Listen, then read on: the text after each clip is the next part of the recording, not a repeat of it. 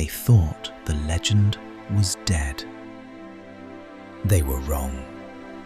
The embers of a dying campfire whispered in the night, casting restless shadows across the weathered face of old Kellen.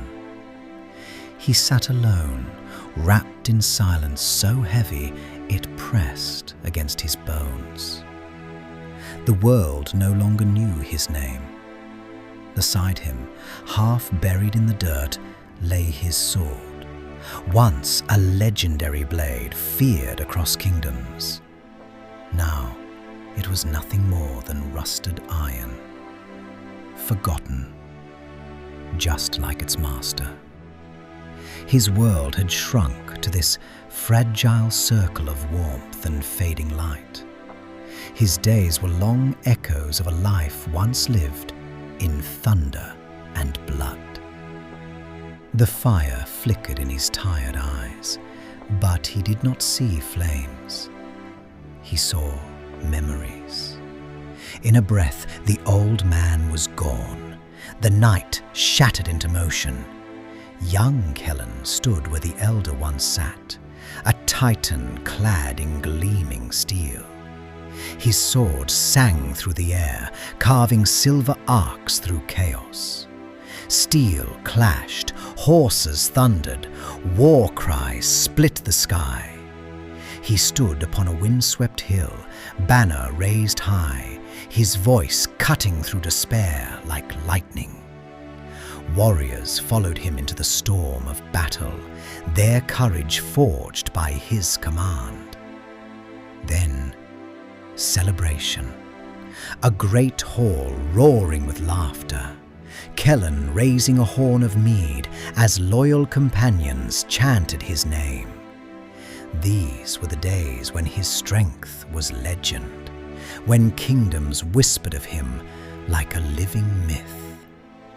A scream tears through the memory. Reality crashes back in. The night burns. Flames erupt from the nearby village, painting the sky in violent orange and blood red. A monstrous shadow moves through the fire, claws ripping through timber, fangs tearing through walls. The beast roars, a sound like the world breaking apart. Panic floods the air.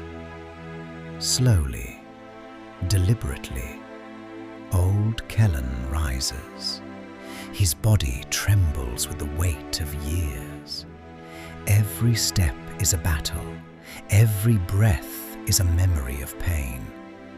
Yet he bends down and grips the hilt of his forgotten sword. As his fingers close around the warm leather, something stirs. A faint, ethereal glow pulses from within the rusted blade, in time with the beating of his heart. Not the heart of a warrior, the heart of a protector. He exhales and walks toward the fire. A lone figure against an ocean of flame. Steel meets shadow, claws crash against memory. The old legend fights not for glory, but because someone must. Dawn breaks. The village still stands, scarred, smoking, but alive. The shadowy beast lies motionless at Kellen's feet. Its terror ended. The glow from his sword fades, yet beneath the rust, the steel gleams brighter than before, as if remembering what it once was.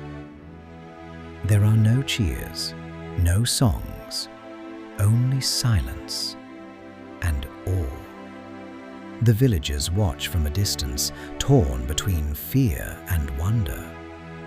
Kellen does not look back. He turns and walks into the morning light, not as a legend, not as a hero, but as a guardian. A man who found not the glory of his youth, but the quiet, unbreakable purpose of standing when no one else can.